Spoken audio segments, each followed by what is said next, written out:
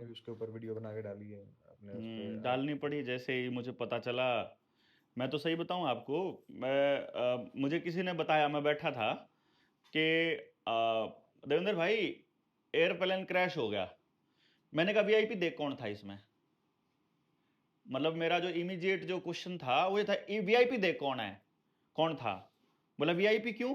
मैं कहा ये देखना है कि ये क्रैश जो है ना, ये हादसा है या ये साजिश है, पहले ये चेक करना है। बोला ऐसे कैसे कह सकते हो। मैं कहा अगर इसके अंदर कोई ऐसा वीआईपी है जिस जो अमित शाह का राजदार रहा है तो फिर ये हादसा नहीं है। ये मैं अभी पे बता देता हूं। और इसमें एक भी आदमी नहीं बचेगा, गारंटीड है। मतलब तब तक तो, उस टाइम तक तो सिर्फ ये खबर आई थी क्रैश हो गया है, कुछ नहीं पता किसी के घायल होने का, कुछ नहीं पता क्या है, मरने वालों के बारे में, घायलों के बारे में कोई जानकारी नहीं है। चारों तरफ से सील कर दिया गया है, बचाव राहत कार्य चल रहा है, सिर्फ ये बात चल रही थी। और इस बातचीत के दौरान ही मेरे मुंह से निकल गया कि आप देख लेना, अभी कोई जानकारी, पहले ये पता करो कि कौन वीआईपी था। तब तक ढूंढते रहे ढूंढते रहे ढूंढते रहे। तो अचानक से फिर मैंने एक वीडियो बना दी। मुझे नहीं मालूम था उस टाइम तक कि भाई ऐसे ऐसे करके कोई उसमें विजय रूपाणी भी साथ में था। तो मैंने उसी टाइम वीडियो बनाई और पहली वीडियो में मैंने ये बोला कि आपको ये देखना होगा कि ये साजिश है, ये हादसा है। क्योंकि जनता सरकार मोर्चा की पलवल की ट्रेनिंग में मैंने ये बात बताई थी 2023 में अपने साथियों को। मैंने कहा था कि देखो होता कैसे है। मान लीजिए जनता सरकार मोर्चा इस लेवल पे पहुंच गया कि सरकार के सारे षड्यंत्रों को जनता के सामने रखने लग गया। तो जिस प्रकार से नेताजी सुभाष चंद्र बोस के प्लेन को ही क्रैश कर दिया तो उनके बारे में पता ही नहीं चला कि बंदा कहां चला गया। इसी तरीके से या तो वो किसी को युद्ध अपराधी बना देंगे, या वो किसी को फांसी तोड़ देंगे आतंकवादी बना करके, या वो उसके ऊपर कोई दूसरा अटैक करवा देंगे, रोड रेज में मरवा देंगे। जैसे मान लो भाई एक बंदा उनको खटक रहा है, तो उस खटकने वाले बंदे को वो क्या करेंगे कि सड़क पे चले, जहां सीसीटीवी कैमरा है वहां उन्हीं का आदमी आगे बाइक अड़ा देगा, आपकी बाइक या आपकी गाड़ी को टक्कर मार देगा हल्की सी दूसरी गाड़ी से या बाइक से। आप गाड़ी रोकोगे, क्योंकि आप जो हैं सामाजिक जीवन में हो, आप उसको बोलोगे तेरे से देख के नहीं चला जाता, तो वो जानबूझ के आपसे पंगा लेगा, आप उसके साथ हाथापाई करेगा। वो पहले हाथ उठाएगा या छेड़ेगा, बाय चांस आपका हाथ उठ गया, वो बंदे कॉल करेगा, पास में ही बंदे होंगे और बंदे आ जाएंगे, सरिया या बड़ा लट सिर में लग के मौत हो गई। तो सीसीटीवी कैमरा आपको ये दिखाएगा जैसे कि ये मौत मतलब हादसा थी, एक रोड रेज था और आदमी मारा गया, जबकि वो पूरा प्लानिंग का हिस्सा है। जिसे दीप सिद्धू को मारा, अब आपका मोबाइल जीपीएस लोकेशन देता है, आपका मोबाइल कितनी स्पीड से चल रहा है बता देता है, आपके फोन में जीपीएस जी में पता लग जाता है। जी इतनी स्पीड से चलते हुए आपका फ्लक्चुएशन कितना हो रहा है ये भी बता देता है।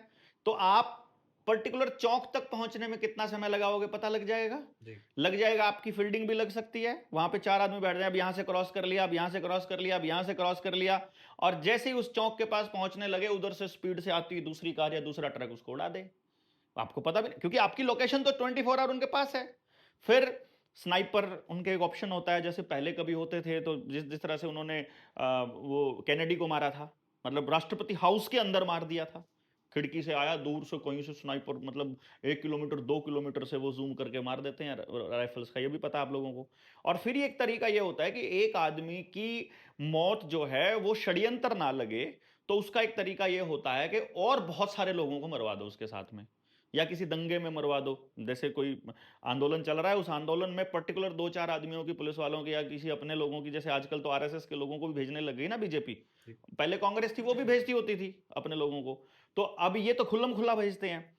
तो किसी अपने आदमी की ड्यूटी लगा दो कि तेरा टारगेट है कि राहुल को टारगेट करना है तुमने, भाई ये आदमी नहीं बच के जाना चाहिए, बाकी कोई बचे, तो लाठी चार्ज में उस आदमी का जरूर सर फूटना चाहिए। जैसे लाला लाजपत राय को लाठी चार्ज करके मारा था उस टाइम पे जनरल डायर ने। तो इसी तरह जनरल डायर था, कौन था वो, साइमन, साइमन, ठीक है। इसी तरह से आ, ऐसे कोई व्यक्ति जो राजदार हो, मतलब जैसे जैसे वो कहते हैं ना, न्यूज चैनल वाले कहते हैं गुप्त सूत्रों से हमें पता चला था। तो जब मैं अहमदाबाद गया था, अभी की बात है, 1 तारीख को ही मैं वापस आया हूँ अहमदाबाद से। तो अहमदाबाद से वापसी में जब आया तो वहां हम बैठे बात कर रहे थे, तो चर्चा चल रही थी कि भाई पहले वाले जो सीएम हैं वो सारे इकट्ठे हो रहे हैं और बहुत परेशान है बीजेपी इससे, नरेंद्र मोदी और अमित शाह की जोड़ी से, किसी को सांस नहीं लेने दे रहे हैं। तो इनका, इनके अंदर के ही आदमी इनका रास्ता जो है ना वो इनको मतलब ठीक कर सकते हैं। तो विजय रूपाणी भी प्लान कर रहा है कि कोई 26-27 हज़ार करोड़ रुपए का कोई घोटाला अभी उजागर करेगा अभी कुछ दिनों के बाद, महीने 2 महीने में, क्योंकि 2027 में चुनाव भी हैं उधर। तो ये पूरा का पूरा सिनेरियो चल रहा था। उस सिनेरियो के चलते फिर मुझे समझ में आया कि कहीं ऐसा तो नहीं है कि उस आदमी को इन लोगों ने ठिकाने लगाने के लिए ही इतने लोगों की जान ली हो। फिर तारीख देखी, तारीख भी यही इसी टाइप का इशारा कर रही है। मतलब तारीख का टोटल भी जो है वो 9 बन रहा, मतलब 18 बन रहा है। 18 का मतलब 6 6 6, जो मतलब मैं इसको घूम फिर के मुझे नहीं समझ में आया, लेकिन मुझे ये लगा कि ये कॉन्स्पिरेसी है, मतलब सॉरी, मुझे लगा कि ये साजिश है, मतलब उसके खिलाफ में। और फिर मुझे देखा कि यार सारी चीजें देखोगे ना आप, घूम फिर के आपको आएगा, पता चलेगा कि यार ऐसा हुआ नहीं कभी भी। ऐसा थोड़ी होता है कि दोनों इंजन एक साथ फेल हो जाएं। ऐसा थोड़ी होता है कि टेक ऑफ पूरा ही ना किया और उसी टाइम पे वो नीचे चला जाए। और फिर एक अखबार भी था, उसकी हेडलाइन भी थी, फ्रंट पेज पे जागरण का भी एक हिस्सा था, मिड डे करके, उसने भी बकायदा छापा हुआ था सेम चीज कि भाई आज की तारीख में उसी दिन सुबह अखबार में वो आया है और सेम तरीके से वो अस्पताल, उसके अंदर जो मेंटल हॉस्पिटल है उसके अंदर वो मतलब मिला गड़ा हुआ।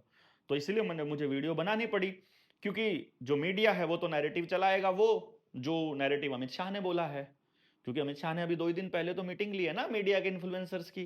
तो इन्फ्लुएंसर्स को तो बोल दिया है कि देखो चैनल हमारे हाथ में है, ये रहा हमारे पास सारा का सारा अधिकार, हम यूट्यूब को लिख देंगे कि ये आदमी नेशनल सुरक्षा, राष्ट्रीय सुरक्षा के लिए खतरनाक है, इसका चैनल उड़ा दो, तो यूट्यूब उड़ा देगा। उससे पहले 4 PM के साथ उन्होंने किया ना, 4 PM के साथ किया था। फिर ये अपना गिरिजेश वशिष्ठ है, उसका जो नॉकिंग न्यूज़ है उसके साथ ऐसा ही किया था, सस्पेंड कर दिए। अब उनको पता लग गया, अब वो थोड़े से कड़वे शब्दों का इस्तेमाल उन्होंने कम कर दिया कि भाई चैनल उड़ जाएगा, उससे अच्छा क्या है, क्योंकि यही तो बिजनेस है। तो इसलिए क्या है, हमें तो इस बात का भी डर नहीं है कि चलो कोई बात नहीं भाई, लेकिन बात तो उठानी पड़ेगी, लोगों के अंदर बात चली जाए। तो अब लोग एक अल्टरनेट नैरेटिव के ऊपर सोचने लग गए हैं कि हाँ, हो सकता है कि ये रूपाणी को ठिकाने लगाने के लिए किया गया काम हो। क्योंकि देखो ना, अब इसका मतलब तो ये हो जाएगा ना कि भाई प्लेन जो है वो पुराना था। मैं सोच रहा हूँ ये यार, दिल्ली के अंदर 2005-15 के बाद की पेट्रोल की गाड़ी भी नहीं जा सकती है। वो कह रहे हैं अप्रैल के बाद तो पेट्रोल की गाड़ी ही नहीं जा पाएगी, या तो सीएनजी की गाड़ी जाएगी या फिर इलेक्ट्रिक गाड़ी जाएगी दिल्ली के अंदर। यही बोल रहे हैं ना वो, 30 अक्टूबर के बाद, मतलब 1 नवंबर से इसका काम शुरू हो रहा है। फिर जहाज, ये वाला जहाज जो है ये 2009 में बना था। तो फिर ये जहाज, बल्कि ये तो अभी थोड़ा पुराना ही है, 15-16 साल पुराना ही है। जहाज तो 50-50 साल पुराने चल रहे हैं, अभी तक भी रनिंग में हैं और सवारियां लेके जा रहे हैं। तो उनके ऊपर तो कोई मतलब नहीं, इसके ऊपर कोई भी सुरक्षा कारण नहीं होते, पर्यावरण का प्रदूषण भी नहीं करते, उनकी जांच भी नहीं होती। आपको कभी किसी ने सोशल मीडिया प्लेटफॉर्म पर या सरकार के किसी ऑफिशियल अकाउंट पर आपने देखा हो कि भाई इस जहाज की जांच पड़ताल की, सुरक्षा मानकों में ये कमियां पाई गई, इन मानकों को दुरुस्त किया गया, या एयरलाइन को निर्देश दिए गए कि तुम इनको ठीक करो, ऐसा कुछ खबर आपने कभी सुनी नहीं होगी। क्यों? क्योंकि एयरलाइन सारी प्राइवेट और एयरपोर्ट भी सारे प्राइवेट। मतलब जब तक वो एयरपोर्ट बनता नहीं है तब तक जनता के पैसे से है बन रहा है। जैसे ही वो एयरपोर्ट बन जाता है, वहां पे पब्लिक की आवाजाही शुरू होती है, वहां पर प्रॉफिट आना चालू होता है, उसको किसी प्राइवेट प्लेयर को दे दिया जाता है। मैं तो बहुत पहले से बोल भी रहा हूं ये बात कि भाई ये जितने भी एयरपोर्ट्स हैं ये असल में जमीन हथियाने और प्राइवेट कंपनियों के बड़े मालिक जो पूंजीपति हैं उनकी आवागमन के लिए बन रहे हैं। आपको तो लॉलीपॉप दिखाया जा रहा है कि जनता इसमें ट्रैवल कर रही है, जनता कभी ट्रैवल नहीं कर रही है इसके अंदर। जनता का तो उल्टा नुकसान हो रहा है, जनता का तो इसके अंदर, क्योंकि जो उन्होंने एयरपोर्ट बना दिया, जो वहां स्टाफ लगाया है, जो एयरक्राफ्ट की जो मेंटेनेंस है, उसका खर्चा कहां से निकालेंगे? वो खर्चा निकालने के लिए गाड़ी ये किराए पे दे रखे हैं इन्होंने तो ये प्लेन, बाकी तो उनके अपने पर्पस के लिए है ना। उनको हीरोइन की तस्करी करनी है, उनको ह्यूमन ट्रैफिकिंग करनी है, उनको यहां से सोना लेकर के जाना है, वहां से कोई और चीज नशा देश के अंदर लेकर के आना है, तो उसके लिए है। जाकर के पता करो, क्योंकि मैं कई बार चार्टर्ड प्लेन में गया हूं, मतलब इन द सेंस मेरा कहने का मतलब यह है कि मुझे कुछ लोग ऐसे मेरे संपर्क में बहुत पहले से आए, मेरे लिए उन्होंने स्पेशल अरेंजमेंट्स करी। तो मैंने देखा कि आपका अगर चार्टर्ड प्लेन खुद का है, आपकी एयरलाइन अगर खुद की है और वो आपसे अगर मिलने के लिए बुलाता है, तो वो बंदा गाड़ी जब आपको लेके जाएगी ना, वो गाड़ी का कोई चेकअप नहीं होता है, उसका अलग रास्ता है जो टोटल मतलब जिसमें सुरक्षा की जांच ही नहीं होती है। तो जो सत्ता में बैठे लोग हैं और जिसका एयरलाइन है, जैसे कि अडानी का एयरलाइन है, तो वो जब गाड़ी जाएगी तो उसकी ना कोई चेकिंग हो सकती है, ना वो कुछ भी लेकर जा सकता है अपनी गाड़ी में, और उसकी गाड़ी बिल्कुल एरोप्लेन के दरवाजे के बाहर खड़ी होती है, और उसमें से जो संदूक उठा करके अंदर डाले, जो जितने मर्जी डालो, कुछ भी डालो, कुछ भी ले जाओ, कुछ भी ले आओ, कोई मतलब ही नहीं है कि आपको किसी को पता चल जाए देश के अंदर। तो मैंने तो ये खेल देखा है इनका होते हुए। तो आप लोगों को ऐसा लगता है कि ये जनता के लिए एयरपोर्ट्स बन रहे हैं या ये चीज हो रही है, और ये हादसा होते ही मेरे दिमाग में तो ये सबसे पहले आया था, तो मुझे लगा कि एक अल्टरनेट ओपिनियन तो पब्लिक में जाना चाहिए। पब्लिक तय कर ले ना कुछ भी, भाई मैंने एक बात कह दी है, वो कह रहे हैं कि हादसा हो गया, जैसे मैंने कुछ डाला तो किसी ने कमेंट किया प्रूफ दो कि ये साजिश थी। मैंने कहा तुम प्रूफ दे दो कि ये हादसा था। डॉक्टर साहब यहाँ एक सवाल और बनता है, एक मोटा सवाल बनता है कि एरोप्लेन में लगभग 3000 तरह के अलग अलग पार्ट्स होते हैं, तो क्या ऐसा नहीं हो सकता कि एक पार्ट का कोई फेलियर हो? दूसरा सवाल ये भी बनता है कि how you are so sure, मतलब आप हर एक बात को साजिश का रूप देने में सफल हो जाते हो, लोगों को वो बात बताने में कामयाब हो जाते हो, कैसे आप ये करते हो कि हर एक बात को आप साजिश क्यों बना रहे हो? देखो, कोई पार्ट फेलियर भी तो हो सकता है। चलिए मान लेते हैं पार्ट फेलियर होते हैं, जी क्या ये बर्दाश्त लायक है? मतलब पार्ट फेलियर हो गया। जी देखो भाई साहब, आपकी कोई माल गाड़ी है, उसमें माल ढो रहे हो, और वो माल गाड़ी जो है पटरी से उतर जाए, और उसमें माल जो है वो इधर उधर बिखर जाए, वो नुकसान झेला जा सकता है। लेकिन आदमी की जान जहां खतरे में है, वहां पर कोई लापरवाही बर्दाश्त की जा सकती है क्या? आप बताइए। नहीं की जा सकती। नहीं की जानी चाहिए ना। जी 3000 पार्ट हो या 30,000 पार्ट हो, अगर आपसे नहीं संभलते हैं तो मत लगाओ एयरपोर्ट उस पे अंदर, एरोप्लेन के अंदर। अगर आप उनकी सुरक्षा की जांच नहीं कर सकते हो तो क्यों चलाते हो फिर एरोप्लेन? भाई मैं तो ये कह रहा हूं ना, हो कैसे गया, चलो हो गया कोई बात नहीं, कोई तो जिम्मेदार होगा, कोई तो रिस्पॉन्सिबल होगा। भाई विमान उड्डयन मंत्रालय है अपने पास, किस लिए है भाई? वो कोई ऑफिशियल एयरलाइन है इंडिया की? भारत के पास भारत सरकार की कोई एयरलाइन नहीं है, तो वो विमान मंत्रालय क्या करता है भाई? जो उड्डयन मंत्रालय क्या करता है? वो एविएशन मिनिस्ट्री क्या करती है? वो उसका कोई काम ही नहीं है। तो जब उसका कोई काम ही नहीं है तो क्यों बना रखा है? अगर सारा कुछ डीजीसीए ने करना है, पिछली बार जितने भी आपके ऊपर मैंडेट थोपे गए थे कि बिना मास्क के आप अंदर एयरपोर्ट में नहीं जा सकते हो, बिना मास्क और वैक्सीन के सर्टिफिकेट के आप ऊपर एरोप्लेन में नहीं, आपको टिकट नहीं मिलेगी, आप अंदर नहीं जा पाओगे, वो किसके थे? डीजीसीए की गाइडलाइन है। गाइडलाइन को कानून से ऊपर मानने की अगर आपको जल्दबाजी पड़ी हुई है, तो पहली बात तो नागरिक उड्डयन मंत्रालय क्या कर रहा है, एविएशन मिनिस्ट्री क्या कर रही है इसके अंदर? इसके ऊपर हजारों करोड़ रुपया हर महीने, हर रोज का करोड़ों रुपया क्यों बर्बाद किया जा रहा है? और यदि वो है तो उसकी जिम्मेदारी क्या है? अरे भैया, कभी लाल बहादुर शास्त्री रेल मंत्री हुआ करते थे, एक रेल दुर्घटना होती है और वो आदमी इस्तीफा दे देता है नैतिक जिम्मेदारी समझ करके कि भाई मैं रेल मंत्री हूं, मैं अपने मंत्रालय ठीक से नहीं संभाल पाया, तो मेरी फेलियर है ये, तो मैं इस्तीफा दे देता हूं। यहां कौन जिम्मेदार है बताओ? आप क्या कह दोगे कि जो पायलट था वो पायलट वो जिम्मेदार था? मुझे किसी ने कहा कि आप कैसे कह सकते हो कि, मैंने कहा भाई एक सिंपल सी बात है यार, आपके बच्चे हैं, मेरे बच्चे हैं, मुझे मेरे बच्चे की कनपट्टी के ऊपर बंदूक रख के मुझसे जबरदस्ती जो है वो जहाज उसके अंदर नहीं ठुकवाया जा सकता क्या? बताओ आप मुझे। करा जा सकता है ना? मतलब आपको ब्लैकमेल किया जा सकता है कि आप जेपटाइज उसको उसके अंदर कुछ सेंधमारी करके या कुछ गलत गड़बड़ कर दो, तो कोई तो रिस्पॉन्सिबल होगा ना भाई मेरे। डीजीसीए का कोई आदमी किसी को बलि का बकरा तो बनाओ, लेकिन कोई नहीं बनेगा मेरे दोस्त। और मैं कामयाब नहीं होता हूं भाई, मैं अगर कामयाब हो जाऊंगा ना, अगर हर चीज को साबित करने में कि यह साजिश थी, तो लोग जूते मारेंगे इनको। नरेंद्र मोदी ने क्या बोला था कि 50 दिन दे दो, अगर अर्थव्यवस्था पटरी पर नहीं आई, जब नोटबंदी हुई थी, जिस चौराहे पर कहोगे मैं जूते खाने को ले आ जाऊंगा, और मुझे जूते मार लेना जितने चाहो उतने जूते। मैं अनाउंस कर रहा हूं, जो आपके जानकार हैं, रिश्तेदार हैं, जो आपकी पार्टी में हैं, कि मैं जूते मारना चाहता हूं। अर्थव्यवस्था पटरी पर नहीं आई है आज तक भी, 50 महीने हो गए हैं, उससे भी ऊपर हो गया है। 48 महीने में 4 साल बनते हैं, 2016 में हुई थी, 2025 आ गया, अभी तो सब कुछ बर्बादी की तरफ है, हम सबको जूते मारने हैं, किस चौराहे पर आ रहे हो तुम? ये पूछना नहीं बनता है क्या? अरे तो एविएशन मिनिस्ट्री, अगर अगर लोग मर रहे हैं तो लोगों के मरने पर अगर सवाल कोई उठा रहा है तो उसको आप ऐसे कैसे कह रहे हो कि भाई मैं कोई साजिश साबित करने में लगा पड़ा हूं? मैं तो साबित ही नहीं कर पाता, मैं तो बोल ही रहा हूं खाली। एक नैरेटिव सरकार चला रही है, एक नैरेटिव मीडिया चला रही है, मिनिस्ट्री चला रही है, मिनिस्ट्री एविएशन, ये सब कुछ तो मिली भगत सब एक ही तो है भाई मेरे, उससे अल्टरनेट कोई भी नहीं बोल रहा ना। कमाल की बात तो ये है। डॉक्टर साहब, अब कोई हेल्थ की बात आती है, आप हेल्थ की बात पे बातचीत करते हो, हम्म। कोई और मुद्दा आता है, लॉकडाउन का मुद्दा, आपने उस पर बात की, किसान आंदोलन का मुद्दा है, उस पर भी बात की, कितनी चीजों के एक्सपर्ट हो आप। अब एयरलाइन वाला मुद्दा आ गया, आप उस पर भी बात कर रहे हो। भाई expert word is a fraud. जो ये टोटलिटेरियन गवर्नमेंट बनाने जा रहे हैं इसमें एक्सपर्ट शब्द को ही इस्तेमाल करने वाले हैं। एक्सपर्ट कौन होता है? पीएचडी करे हुए किसी बंदे से मिलना आप। पीएचडी करा हुआ बंदा कौन होता है? जो 10वीं का बच्चा है, सारे सब्जेक्ट पढ़ता है, 11वीं के बच्चे तक आते आते वो साइंस कॉमर्स और उसमें चली जाती है, मेडिकल नॉन मेडिकल कॉमर्स और ह्यूमैनिटीज में चली जाती है। मास्टर्स में जाओगे वो भी बंट जाएगा कि फिजिक्स केमिस्ट्री मैथ जिसने तीनों पढ़े थे, मास्टर्स में जाकर के वो भी एक तक आ जाएगा कि केमिस्ट्री में करनी है कि मैथ्स में कि फिजिक्स में।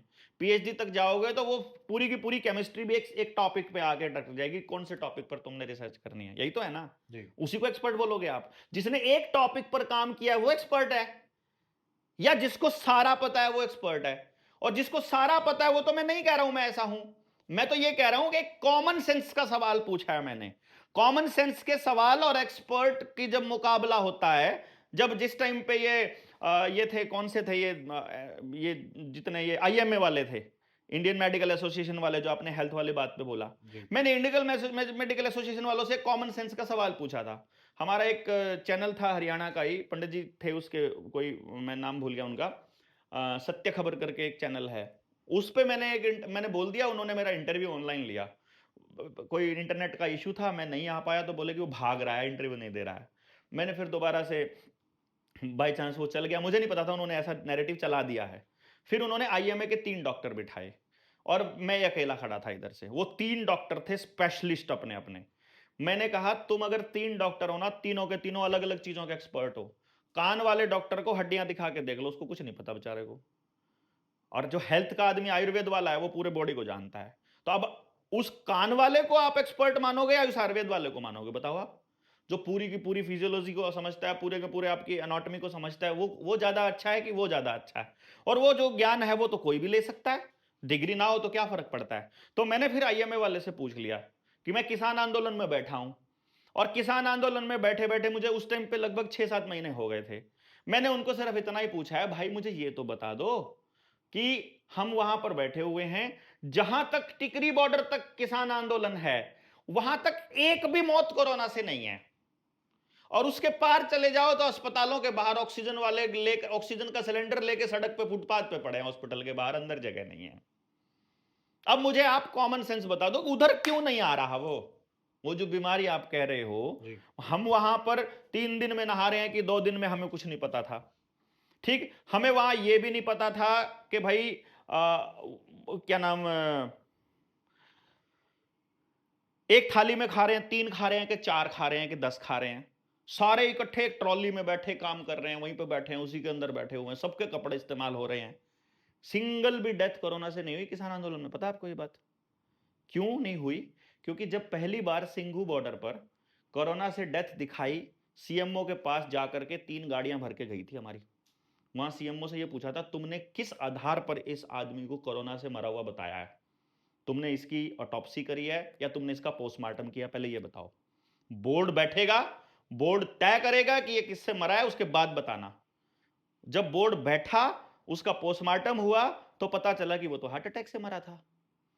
फिर बता दिया था सीएमओ को, अगर एक भी डेथ बिना पोस्टमार्टम के कोरोना से डिक्लेयर की तो तुम्हारी नौकरी गई समझो। भाई साहब एक भी नहीं मरा। डॉक्टर साहब, अभी तक कोई ऑफिशियल स्टेटमेंट ना तो एयरलाइन की तरफ से आई है, ना सरकार की तरफ से आई है कि घटना का कारण क्या था। और ऊपर से सरकार जो है, गृह मंत्री वहां पहुंच चुके हैं, आज प्रधानमंत्री भी वहां जाने वाले हैं। जो है एयरलाइंस ने, जो एयर इंडिया ने जो 1-1 करोड़ का कंपनसेशन है वो घोषित किया है। और क्या चाहते हैं आप सरकार से? जनरल बिपिन रावत मरे थे, हेलीकॉप्टर क्रैश हुआ था, उनके हेलीकॉप्टर का ब्लैक बॉक्स में सारी जानकारी है कि हेलीकॉप्टर कैसे क्रैश हुआ, उस पे आई कोई ऑफिशियल स्टेटमेंट आज तक? आर्मी की आई हो, सरकार की आई हो, एविएशन मिनिस्ट्री की आई हो, हेलीकॉप्टर जिस कंपनी ने बनाया उसकी आई हो? नहीं आई ना। पुलवामा हुआ था, उस पे आई कोई ऑफिशियल स्टेटमेंट? कोई पकड़ा गया? कोई जानकारी, कोई ऑफिशियल स्टेटमेंट? जबकि उस टाइम के श्रीनगर के गवर्नर, जो जम्मू कश्मीर के गवर्नर थे, सत्यपाल मलिक ने बताया कि यह अमित शाह ने करवाया था। ठीक है। तीसरे नंबर पे अपना ये पहलगाम हुआ, ऑफिशियल स्टेटमेंट आई? अरे भाई, इतने दिन पहले की किसी वारदात पर अगर ऑफिशियल स्टेटमेंट नहीं आई है तो इस पे आएगी क्या? जज लोया मरा, उसका कातिल आज तक नहीं पकड़ा गया, कोई ऑफिशियल स्टेटमेंट आई? किसी भी एनआईए की आई हो, किसी की आई हो, जुडिशरी की आई हो, कोई जज बोला हो, कोई भी बोला हो? ये पहले जो तड़ी पार था वो कैसे बरी हुआ उन केसों से, उन जजों को कहां बिठा दिया गया? मतलब किसकी ऑफिशियल स्टेटमेंट के इंतजार कर रहे हो भाई आप? मतलब जो आदमी का इतिहास रहा हो सब कुछ बर्बाद करने का, उनकी ऑफिशियल स्टेटमेंट का इंतजार कर रहे हो क्या? मुझे नहीं है उनका इंतजार। हमने अपनी बात कह दी है। वो अपनी बात, अगर हमारी बात में कुछ दम है, अपना सवाल पूछे सरकार से। लोग नहीं पूछ रहे, ना पूछे भाई। मैं मतलब अपना जमीर को गिरवी रख के मैं कुछ वो लाइन नहीं बोल सकता जो सिस्टम बोल रहा है। मैं तो अलग बोल रहा हूं, तो अलग अलग बोल रहा हूं। आप दे दो उसके ऊपर कोई जवाब। मुझे क्या क्या फर्क पड़ता है मेरे बोलने ना बोलने से भाई? मैं तो बोलूं ना, जो मेरा मन कर रहा है वो बोलना चाहिए। कि जो आप सुनना चाहते हो या जो सरकार सुनना चाहती है या जो भक्तगण सुनना चाहते हैं वो थोड़ी बोलूंगा मैं वो बोलूंगा जो मेरा मन कह रहा है। उससे जो सहमत है वो अपनी बात कहते हैं, जो सहमत नहीं है वो अपनी कहते हैं। उसमें क्या दिक्कत है बताओ? ये ऐसा लगता है कि बहुत एक गंभीर जो है वो मुद्दा हुआ है, बहुत एक दर्दपूर्ण हादसा हुआ है, उसके बाद भी आप इस हादसे पे एक ऑफिशियल ऐसी स्टेटमेंट देने की जगह है कि बहुत गंभीर चीज़ हुई, आगे से हमें ध्यान रखना चाहिए। आप तो उल्टा सरकार को कोसने चले हैं चीज़ों को लेके। क्या ध्यान रखना चाहिए? क्या आज तक एयरप्लेन क्रैश नहीं हुआ है? भाई रेवाड़ी में एक प्लेन क्रैश हुआ था, उसके बाद वो कहने लगे कि भाई कम्युनिकेशन सिस्टम था, एक तरीका था कम्युनिकेशन का, वो तरीका बदलना पड़ गया था हमको, तो नए नियम जारी किए। तो मैंने अभी तो यही तो बोला है अपनी वीडियो के अंदर, मैंने यही तो कहा है कि देखना अब वहां पर किस तरह के कदम उठाए जाएंगे, यहां से पता चलेगा कि यह हादसा था कि यह साजिश थी। यानी कि आपकी एयरपोर्ट पे एंट्री एग्जिट, आपका दूसरे देश में जाना और आना, आपके वहां के रिहायशी इलाके के अंदर वहां का जो मतलब वो है रिहायशी इलाके का विस्थापन होगा। एयरपोर्ट की जमीन कहीं और चली जाएगी, एयरपोर्ट का स्टेशन कहीं और बनेगा या कहीं और एयरपोर्ट ट्रांसफर होने वाला है। क्योंकि आज के टाइम पर जो पहले एयरपोर्ट बाहर था शहर के अहमदाबाद में, वो अंदर आ गया है, उसके चारों तरफ जो है रिहायशी इलाका हो गया है। तो वो बाहर चला जाएगा तो वो जमीन किसके पास जाएगी, वो किस बिल्डर को मिलेगी, और दूसरी जमीन को कैसे वो देखेंगे? इस पे नजर दौड़ानी पड़ेगी ना। अभी आपको अगले 5-6 महीने, साल भर में पता चलेगा ना। अभी जब जम्मू कश्मीर के अंदर धारा 370 का ड्रामा खेला इन्होंने कि हटा दी हटा दी, मैं अकेला था बोलने वाला, भाई नहीं हटी है यार, क्यों तुम बात कर रहे हो? एक क्लॉज हटा है जिसमें जमीन खरीदने वाला क्लॉज था। वो जमीन भी इसलिए क्योंकि अडानी को जमीन देनी है जम्मू कश्मीर की, और लिथियम मिला है वहां, लिथियम के भंडार अडानी को देने हैं, इसलिए हटी है। मैंने तब बोला था 2022 में, जिस टाइम पे ये गेम इन्होंने खेला, 19 में जब ये खेला, तो मतलब जम्मू कश्मीर में 5 अगस्त 2019 को इन्होंने लॉकडाउन लगाया था। मेरी लॉकडाउन लगते ही मेरी अगली पोस्ट थी कि अगर इंडिया में अगर ये कश्मीर में लॉकडाउन लग रहा है तो पूरे भारत में लगेगा। ये लेबोरेटरी है कश्मीर, दोनों पार्टियों के लिए, चाहे कांग्रेस हो चाहे बीजेपी हो, दोनों पार्टियों के लिए लेबोरेटरी की तरह काम करती है। क्योंकि लेबोरेटरी में क्या होता है, आपका पूरा ब्लड थोड़ी चेक किया जाता है भाई। एक बूंद ब्लड की ले लो, उसमें जो रिएक्शन होता है जिस दवाई का, पता चल जाएगा। तो वहां पर जो हो रहा है, क्योंकि वहां मुसलमान भी हैं, क्योंकि पाकिस्तान के नजदीक भी है, बॉर्डर एरिया भी है, और आर्मी का शासन भी है, सरकार के विरोधी लोग भी हैं। तो एक बार चेक कर लो कि कांग्रेसी क्या भाषा बोलते हैं, बीजेपी वाले क्या भाषा बोलते हैं, अमर अब्दुल्ला वाले कैसी भाषा बोलते हैं, और वो सारे के सारे क्या क्या भाषा बोल रहे हैं, पता लग गया। वहां से मालूम पड़ जाएगा कि देश में किस तरह की आवाज आएगी। तो अब मैंने बोला था कि ये लेबोरेटरी टेस्ट है, उसके बाद पूरे देश में लॉकडाउन लगेगा। तो 5 अगस्त 2019 को वहां लगा, और उसके बाद कोविड-19 आ गया, और फिर उसके बाद में आपके पूरे देश में लगा। ना लगाओ तो बताओ।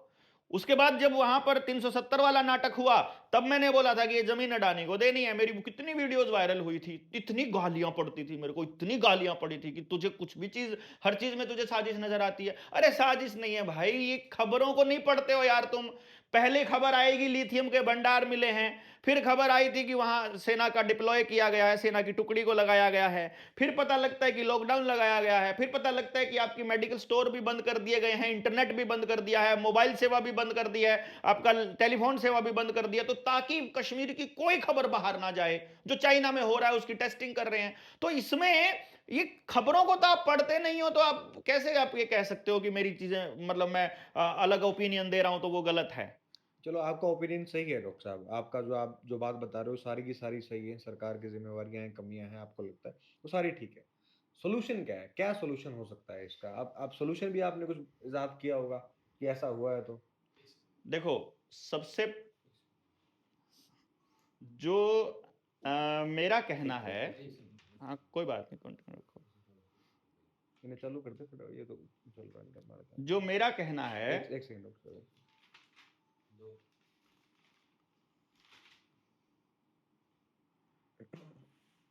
सबसे पहले तो इसके सोल्यूशन के रूप में यदि आपको सचमुच कुछ करना है, सबसे पहले जवाबदेही तय करो हर चीज की, हर चीज की। सड़क पर चलते हुए किसी का बच्चा साइकिल या मोटरसाइकिल का टायर गड्ढे में पड़ने से अगर उसकी मौत हो जाती है तो जिम्मेदार कौन होगा?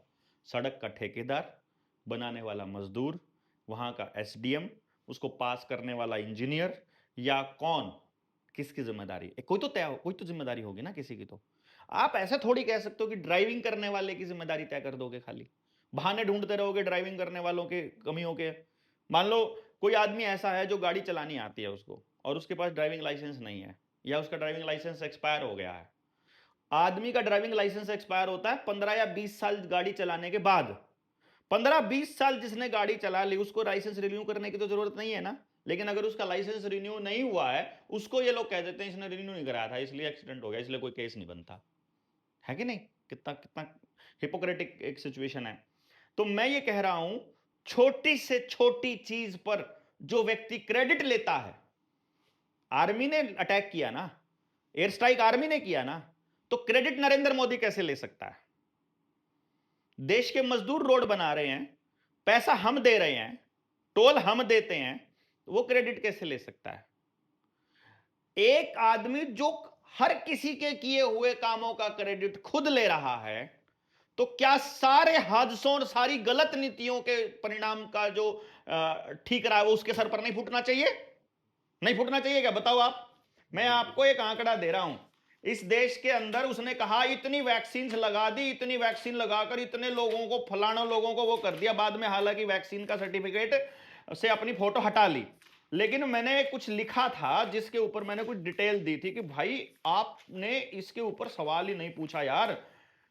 मलेरिया के केस, मतलब ये तो आपने बताया ना कि कोरोना के केस थे, मलेरिया के 2 लाख केस साल में, डायबिटीज के 5 लाख केस, किडनी फेलियर के 2 लाख केस, कैंसर के 9 lakh case, liver 3 lakh case, brain stroke 7 lakh cases, typhoid के 9,000, रोड एक्सीडेंट्स के लगभग 2 लाख, कुपोषण 10 लाख बच्चे मरते हैं कुपोषण से, गलत इलाज होने से 10 लाख बच्चा पिछले साल मरा है, आत्महत्या 1.5 लाख, मर्डर 30,000, प्राकृतिक आपदा में मौत 60,000, फूड पॉइजनिंग से 15.16 लाख लोग मरे, इंडस्ट्रियल एक्सीडेंट में 11,000, और डिप्रेशन से लगभग 1 लाख लोग मरे। इसकी जिम्मेदारी किसकी है? आप कह रहे हो कि हर एक चीज की जिम्मेदारी सरकार की है? नहीं होनी चाहिए। क्रेडिट कैसे ले लेगा फिर वो? भाई देखो, दोगली बात नहीं होगी ना कि क्रेडिट उसका जिम्मेदारी हमारी। या तो जिम्मेदारी, क्रेडिट भी हमें मिलना चाहिए, क्रेडिट जिम्मेदारी भी हमारी होनी चाहिए, और अगर क्रेडिट वो ले रहा है तो जिम्मेदारी भी उसकी होनी चाहिए। सबसे पहला सोल्यूशन ये होता है दोस्त कि जब कोई व्यक्ति काम करता है ना, उसको इस बात का डर होना चाहिए कि लोग क्या कहेंगे, मीडिया क्या कहेगी। मीडिया खरीद लिया, सोशल इन्फ्लुएंसर इफेक्ट कर दिए, आपको डरा दिया, धमका दिया, ईडी का मदद ले ली, सीबीआई की मदद ले ली, उसकी मदद से विपक्ष को रोक लिया गया, सारे नेताओं को खरीद लिया गया, मनमाने नोट छाप करके सबका मुंह बंद कर दिया गया। कौन बोलेगा भाई? पब्लिक तो बेचारी को सुबह से लेकर रात तक अपनी रोजी रोटी से ही फुर्सत नहीं है उसको, तो उसको समझाने कौन जाएगा? किसी वकील को नहीं पड़ी है तुम्हारे अधिकारों के बारे में बता दे, किसी मास्टर को नहीं पड़ी है कि जो तुम्हारे बच्चों की जिंदगी बचाने की बात कर ले, किसी नेता को नहीं पड़ी है कि वो आपके गांव को संवारने की बात कर ले। मेरे गांव का उस दिन का आंकड़ा मैं आपको बता रहा हूं, आप मेरे गांव में आए थे ना, मैंने ये आंकड़ा दिया उस दिन, बनाया था, सर्वे किया था पूरे गांव में। मेरे गांव में अगर 1800 घरों का आंकड़ा लेता हूं ना, ये देखो, ये मैंने हर जाति का आंकड़ा लिया था, मतलब इसमें ये जाट कम्युनिटी, ये ब्राह्मण, ये वाल्मीकि, ये चमार, ये कश्यप, ये गडरिया, जितने हमारे गांव के अंदर हैं, सबका डाटा लेकर के, घरों का अनुपात लेकर के, हम उसी अनुपात में उनके घरों में गए, सबका हिसाब किताब किया, सबसे पूछा। मतलब कुछ कास्ट में तो यहां तक भी है, अगर आप देखेंगे, जैसे इंश्योरेंस का जो पैसा 0 रुपया है, तो 0 लिखा हुआ है, हमने कोई अपनी तरफ से कुछ नहीं लिखा। कहीं पर कितना लिखा? तो इन 1800 घरों का जब आंकड़ा निकाला ना, ये आंकड़ा निकल के आया था। पता लगाओ, इंश्योरेंस के जो मतलब इंस्टॉलमेंट जाती है ना, मेरे गांव से 44 करोड़ रुपया जाता है इंश्योरेंस का, 44 करोड़। मैंने गांव वालों से पूछा तुम्हारे गांव में मरते कितने हैं जिनको इंश्योरेंस का क्लेम मिलता है? पता चला पूरे साल में एक भी नहीं मरता है जिसको इंश्योरेंस का क्लेम मिलता है। तो ये 44 करोड़ रुपया हर साल बेफजूल देते हो ना। अगर गांव वाले सिर्फ ये 40 करोड़ इकट्ठा कर लो, उसके ब्याज ब्याज में मरने वाले को, हर मरने वाले को 10 लाख दे सकते हो तुम। ये बात कोई छोटी बात नहीं है, मैं बता रहा हूं आपको। इसके बाद मैंने पता किया, टोटल कमाई पूरे गांव की 280 करोड़ रुपया है, और उसमें से खर्चा 100 करोड़ है। 180 बचत के होने चाहिए ना, 180 करोड़, लेकिन रियलिटी में 316 करोड़ रुपए का तो लोन है पूरे गांव पे, जो जा रहा है, लोन के इंस्टॉलमेंट्स जा रहे हैं। और एजुकेशन पर मेरे गांव से 20 करोड़ रुपया प्राइवेट स्कूलों को जाता है। सिर्फ एक गांव की बात कह रहा हूं, पूरे हरियाणा में लगभग 7000 गांव हैं, और पूरे देश में 7 लाख गांव हैं, छोटे बड़े मान करके कैलकुलेट करके देखो, जीरोस खत्म हो जाएंगी, काउंटिंग नहीं आती हमको इतनी, जितने पैसा हम लोग सिर्फ वेस्टेज कर रहे हैं। और किसकी जिम्मेदारी? आपका बच्चा स्कूल में पढ़ रहा है, फेल होए, पास होए, जॉब मिले ना मिले, रोजगार मिले ना मिले, डिप्रेशन में जाए, नंबर कितने आए, क्या, सारी जिम्मेदारी बच्चे की। कोई माँ बाप जिम्मेदारी नहीं ले रहा, कोई टीचर जिम्मेदारी नहीं ले रहा, कोई बोर्ड जिम्मेदारी नहीं ले रहा, कोई सरकार जिम्मेदारी नहीं ले रही। जिम्मेदार कौन? बच्चा, कि तू मेहनत नहीं करता। अरे भाई तेरे पास सीईटी इतनी है यार, क्या करे तू? अभी सीईटी का एग्जाम निकाला, कॉमन एंट्रेंस टेस्ट निकाला, कितने करोड़ रुपए सिर्फ फार्म भरने पे कमा गई सरकार। उसके बाद जब वो बच्चे ट्रैवल करके जाएंगे, एक रात पहले हर गाड़ी का खर्चा हिसाब लगाओ, कम से कम 4000 रुपए का तेल फूकेगा, क्योंकि गुड़गांव वालों को यमुनानगर फेंकेंगे, यमुनानगर वालों को दादरी फेंकेंगे, दादरी वालों को उधर फेंकेंगे, ऐसे ही होता है ना। एक रात पहले जाएंगे, पूरी फैमिली का टाइम लगेगा, हजारों करोड़ रुपए का टर्नओवर होगा, और अगले दिन पेपर देने जाएंगे, अगले दिन 2 दिन खराब होंगे, कितना पैसा बनेगा। और पोस्ट कितनी निकलेंगी? 1000 बच्चों को नौकरी देने की कवायद कर रही है सरकार, या 10,000 बच्चों को देने की कवायद कर रही है। वो 10,000 बच्चे कैसे लगेंगे? ठेके पर लगेंगे। ये काम हो रहा है ना। जिम्मेदार कौन? तुम्हारा बोर्ड से पढ़ा बच्चा, तुमने सिलेबस दिया, वो पढ़ा, तुमने पास किया, तुमने पास करने को फिर कह रहे हो एक और पेपर देना पड़ेगा। कब तक पेपर लेते रहोगे? तुम्हारा पेपर कौन लेगा? तुम्हारे किए का हिसाब कौन देगा? ये तो पूछ लो कोई। उनके कर्मों का हिसाब नहीं मांग रहा कोई भाई। ये है सोल्यूशन, हिसाब मांगना चालू कर दो। 5 साल में इतने लाख, इतने करोड़ रुपया तुमने खाया है इस देश का, इतने कि तुमको हर एमएलए को इतने करोड़ रुपए मिले हैं फंड के। वो फंड तुमने कितना खाया, और उसके बदले में तुमने क्या किया वो बताओ।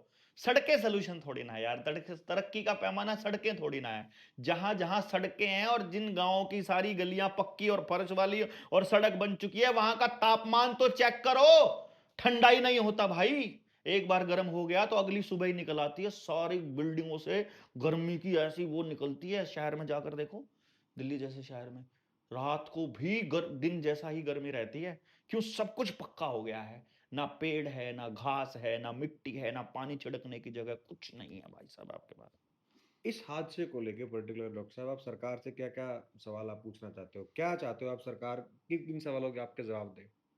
सबसे पहले यह जवाब दे कि सुरक्षा की जिम्मेदारी किसकी थी, एविएशन मिनिस्ट्री क्या कर रही है, डीजीसीए का क्या काम था, जिम्मेदार कौन है, 22 लोगों की मौत पर सारा देश मातम मनाकर अभी तक रुका नहीं था, जो वहां हुई थी।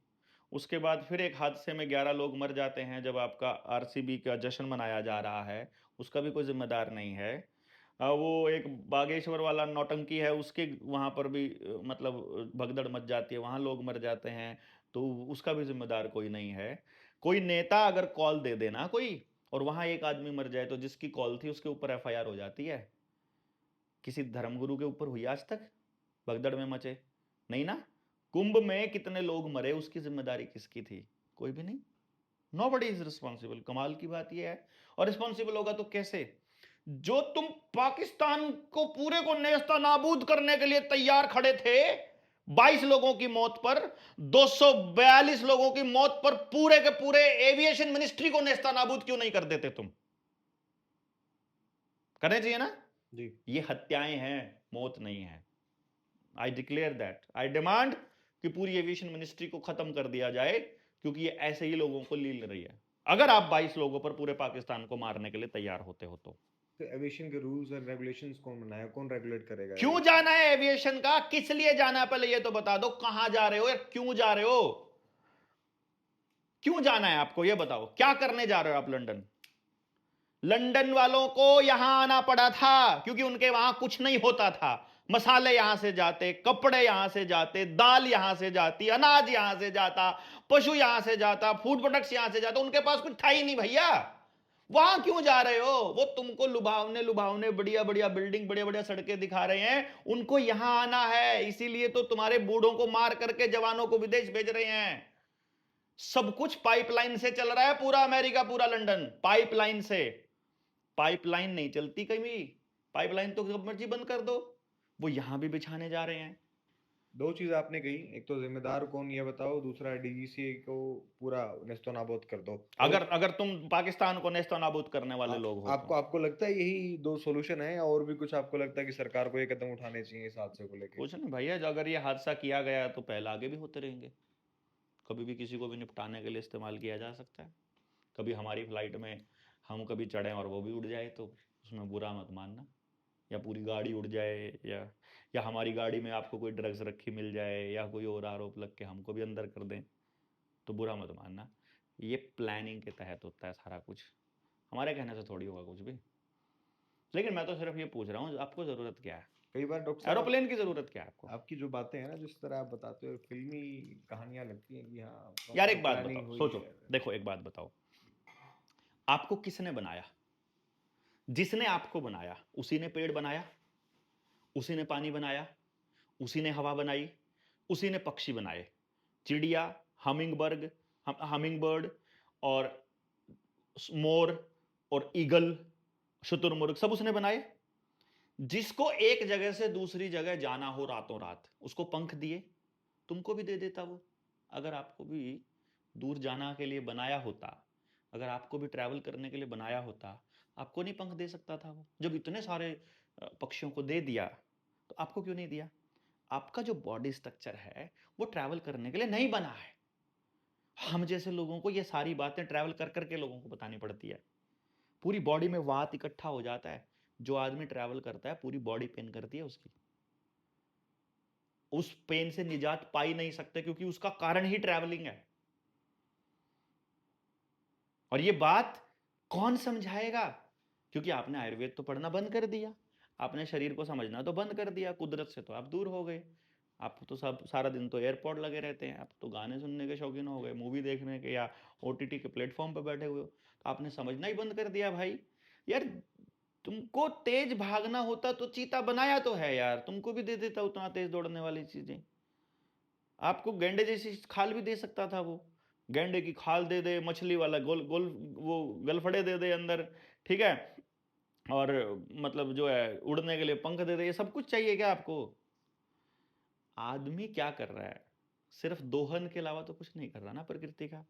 एयरपोर्ट बना के, जहाज बना के आप अपनी जड़ें छोड़ करके जा रहे हो। जिस पेड़ की, जिस जानवर की, जिस इंसान की जड़ें खोखली हो जाएं, वो सरवाइव नहीं कर सकता।